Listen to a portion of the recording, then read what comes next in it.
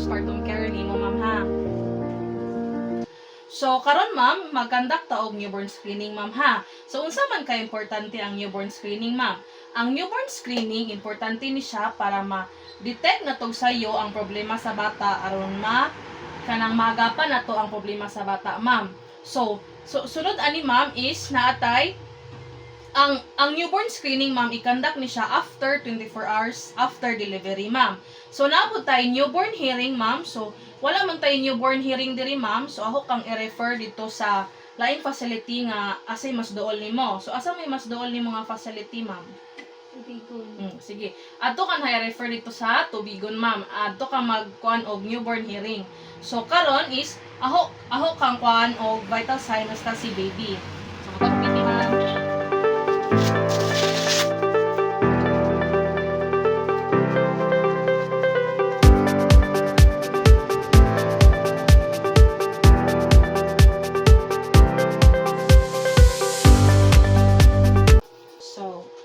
So far, ma'am, okay naman imong vital signs o kang baby, ma'am.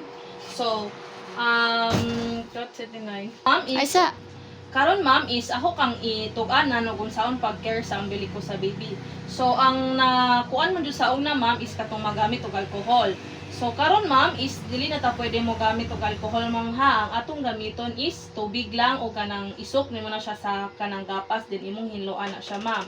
Then, i-assess po ka na ho, ma'am, sa assess knowledge ability sa breastfeeding ma'am. So unsa man imuhang kanang pangkapilanin mo ni nga bata ma'am. So unsa man imong gigamit ma'am, breastfeed ka ma'am no. So importante jud kayo na ang breastfeed ma'am no. So exclusive 6 months jud ka magpa-breastfeed sa imong bata ma'am. Then ma'am, before ka magpa-breastfeed sa bata ma'am, dapat jud nimo hinluan ang imong nipple ma'am ha. Then di ba sa una ma'am is ang gamit jud atong magpa-breastfeed ma'am kay ipinagunting man ma'am ha. So bawal na siya ma'am. Ang aton ma'am is kanang pinasi na siya ma'am. Atong siyang ipatungod sa bata aron makatarong siya og kanang patutoy.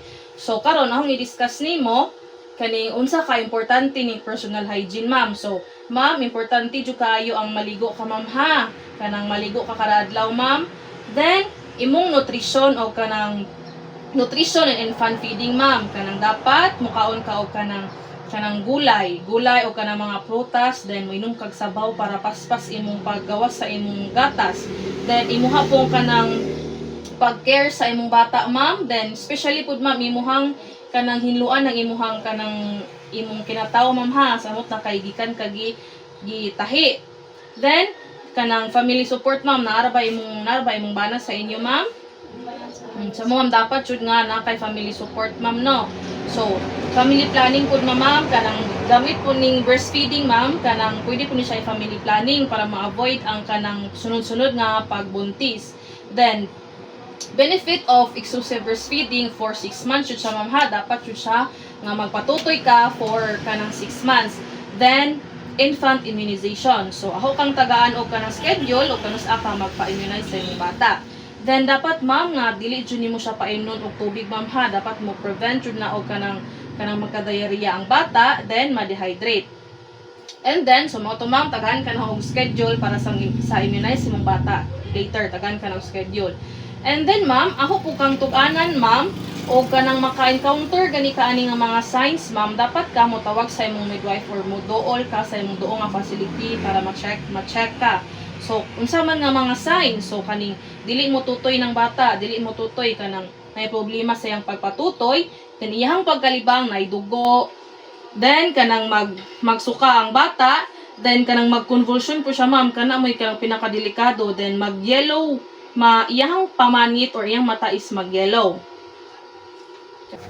Then, ug na po kayo mabantayan ma'am sa iyang pusod nga nagpuwa ang iyang palibot or kanang nag-foul discharge siya ma'am, kanang imo dyan na siyang itawag dito sa imuhang midwife ma'am ha. So karon ma'am, nahuman naman ta sa kanang mga problema sa imong bata. So ani na po nimo ma'am.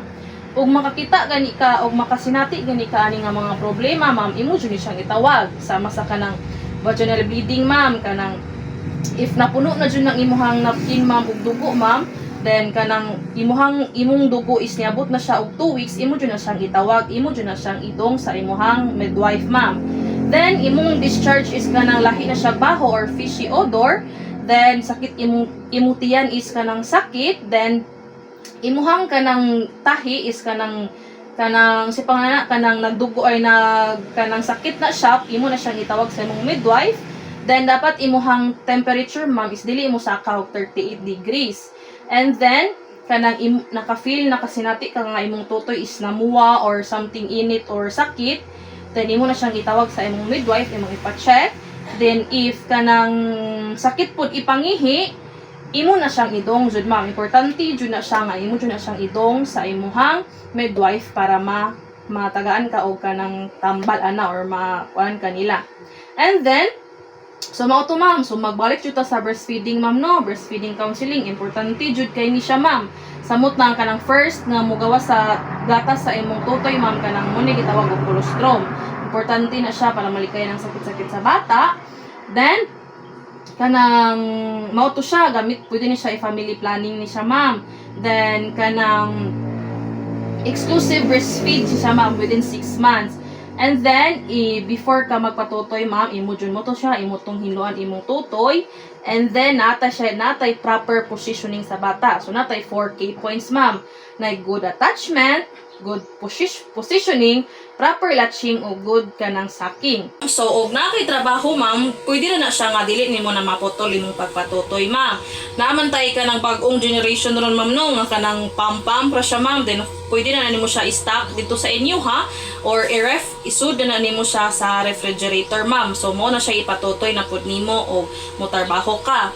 And then, kanang naba kailaing mga pangutana ma'am or kanang gikalibugan sa akong gi-discuss nimo ma'am? Wala ka mga. So mao to ma'am no, kanang unta nga kanang imuhang masud sa imong hunahuna ug imong i-adapt ni nimo ma'am, imo ni siyang buhaton ma'am no. So daghan kayong salamat ma'am. Salamat.